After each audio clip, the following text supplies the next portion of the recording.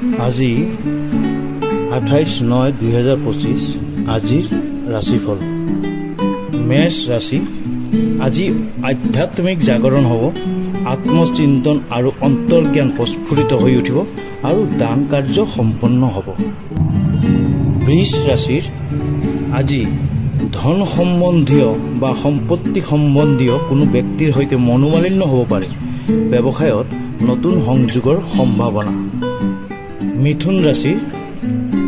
আজি আপোনাৰ মনটো প্ৰফুল্ল থাকিব, পৰিয়ালৰ লগত আজিৰ দিনটো অতিবাহিত হ'ব।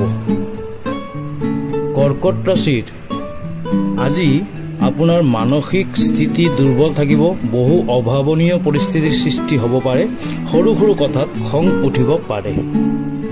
সিংহ ৰাশি। আজি আপোনাৰ দিনটো বৰ গুৰুত্বপূৰ্ণ হ'ব। আজি প্ৰচুৰ ধন আহিব পাৰে, কিন্তু খৰচৰ ক্ষেত্ৰত সাৱধানতা অৱলম্বন কৰিব লাগিব।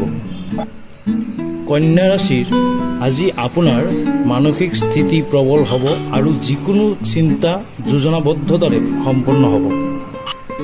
তুলা ৰাশি।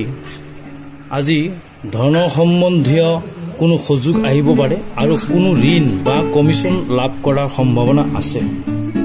বৃশ্চিক ৰাশিৰ আজি আপোনাৰ পুৰণি স্মৃতি বিজড়িত কোনো ঘটনা মনত পৰিব আৰু আপুনি সমগ্ৰ দিনটো আনন্দতে থাকিব।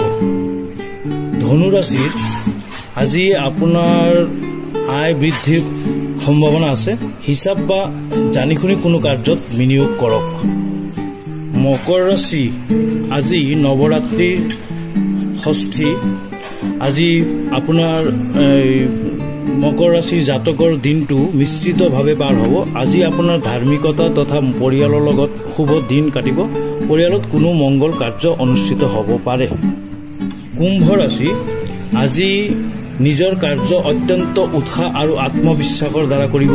কেৰিয়াৰত নতুন প্ৰজেক্টে সংযোগ হ'ব। মীন ৰাশিৰ আজি আপোনাৰ আয় বৃদ্ধিৰ যোগ আছে। অলপ হিচাপ নিকাচ কৰি নিজে বিনিয়োগ কৰিব।